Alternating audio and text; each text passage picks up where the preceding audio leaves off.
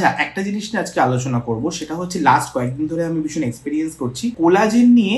সবাই খুব ওরিড, বিশেষ করে অনেক ক্লায়েন্ট আমার যারা আমার কাছে আসছেন, 5 জনের মধ্যে 2-3 জন তো বলছে আচ্ছা কোলাজেন কি বাইরে থেকে খেতে পারি, একটা কোলাজেনের ওষুধ লিখে দিন না, বা কোলাজেন ইনজেকশন কি হয়। তার থেকে বুঝলাম যে এখন কোলাজেনটা সোশ্যাল মিডিয়ায় ভীষণ ট্রেন্ড বা ভাইরাল।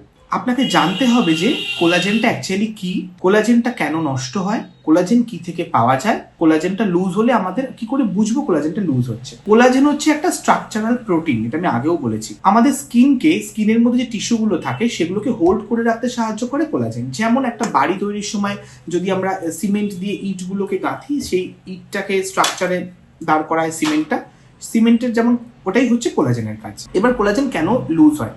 প্রত্যেক 30-35 বছরের পর থেকে প্রত্যেকের 1% করে কোলাজেন ন্যাচারালি লুজ হতে থাকে। বিকজ বডি সিস্টেম, উল্টোপাল্টা খাওয়া দাওয়া, আমরা সবাই তো একদম 100% হেলদি লাইফস্টাইল লিড করতে পারি না, সেটা সম্ভব নয় আমাদের। কিন্তু তার থেকেও বেশি কোলাজেন কাদের লুজ হয়, খুব তাড়াতাড়ি গুড়িয়ে যায় তারা কারা? যাদের ক্রনিক স্ট্রেস রয়েছে, যারা প্রচুর রিফাইন্ড সুগার ইউজ করে, যাদের মধ্যে ধরুন ডায়েট খুব পুয়ার, এবং যারা ইউভি রেজে রোদ্দুরে প্রচুর পরিমাণে যাওয়া আসা করে সানস্ক্রিন না মেখে, এবং তাদের ডিএনএ ড্যামেজ হয়, যাদের ফটো এজিং যাকে বলি আমরা।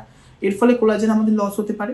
এবার এই কোলাজেনটাকে বাড়াবো কি করে? দেখুন, কোলাজেন বাইরে থেকে ওরকম ভাবে ইনজেক্ট করে দেওয়া যায় না। ন্যাচারাল ফুড সোর্সের মধ্যে কোলাজেন নিতে পারেন, যেমন যারা নন ভেজিটেরিয়ান তারা ফিশ, তারা এগ, তারা চিকেন, এগুলোর মধ্যে কোলাজেন পাবেন। চিকেন ব্রথে খুব ভালো কোলাজেন পাওয়া যায়। যারা ভেজিটেরিয়ান বা নন ভেজিটেরিয়ান সবাই এগুলো খেতে পারেন, সেটা হচ্ছে বেরিজে খুব ভালো কোলাজেন পাওয়া যায়। স্পিনাচে খুব ভালো অ্যান্টিঅক্সিডেন্ট আছে, কোলাজেন পাওয়া যায়। অ্যান্টিঅক্সিডেন্ট অ্যাকচুয়ালি কোলাজেনের মাত্রাটাকে বাড়িয়ে দেয় আমাদের স্কিন। যে কোনো সাইট্রাস ফ্রুটস আছে, এগুলো পাওয়া যায়, এর মধ্যে কোলাজেন বাড়াতে সাহায্য করে। প্রচুর মেরিন কোলাজেন আছে যেগুলো বাইরে পাওয়া যায়, আমরা সাপ্লিমেন্ট হিসেবে নিতে পারি উইথ অ্যান্টিঅক্সিডেন্ট। বেশ ভালো কিছু আছে, একটু দেখে নিতে হবে কোন ব্র্যান্ডের। এবার কথাটা হচ্ছে, আমি যে কোনো কোলাজেন সাপ্লিমেন্ট নিচ্ছি তার একটা ডোজ থাকে, সেটা আমাদের গাটসে গিয়ে অ্যাসিডিক রিয়াকশনের ফলে ভেঙে গিয়ে প্রায় হাফ হয়ে যায়, অ্যাবজর্পশনটা প্রায় হাফ হয়ে যায়। কারণ সবার মেটাবলিক সিস্টেম তো সমান নয়, সুতরাং সবার সমান অ্যাবজর্পশন হবে না। এবার কথা হচ্ছে, কোলাজেন যেহেতু একটা প্রোটিন, আপনি বাইরে থেকে যদি কোলাজেন বাড়ানোর জন্য এই খাবারগুলো খান বা আপনি সাপ্লিমেন্ট নেন, তাহলে কিন্তু জেনে নেবেন যে কতটা আপনার প্রয়োজন। কারণ অতিরিক্ত আপনি যদি নিয়ে নেন তাহলে কিন্তু সেটা it can harm your kidney, আপনার কিডনিতে এফেক্ট করতে পারে। তাই সব দিক বিচার করে আপনার ক্রিয়েটিনিনের মাত্রা কতটা প্রোটিন আপনি খেতে পারবেন, কতটা খেতে পারবেন না, এটা সবকিছু দেখে তবে এই জিনিসগুলোকে আপনি ডিজাইন করবেন যে কোলাজেন বাড়ানোর জন্য আপনি কি করতে পারবেন। কিন্তু অবশ্যই তার সঙ্গে লাইফস্টাইলটাকে ঠিক করুন, স্মোকিংটাকে পারলে একদম বাদ দিয়ে দিন, এবং স্ট্রেসটাকে ম্যানেজ করুন। বিশ্বাস করুন, এগুলো আপনার কোলাজেনকে অনেক দিন অব্দি ইনট্যাক্ট রাখতে সাহায্য করবে। আর যদি কোনো ক্রিম দেখেন মার্কেটে যে কোনো ব্র্যান্ডের, যে গায়ে লেখা উইথ কোলাজেন, জানবেন সেটা ফ্রড, সেটা অ্যাকচুয়ালি মিথ, হয় না।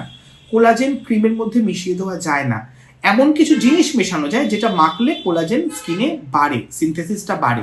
যেমন peptide, multipeptide, copper peptide, ceramides, এগুলো মাখলে কোলাজেন সিনথেসিসটা বাড়ে।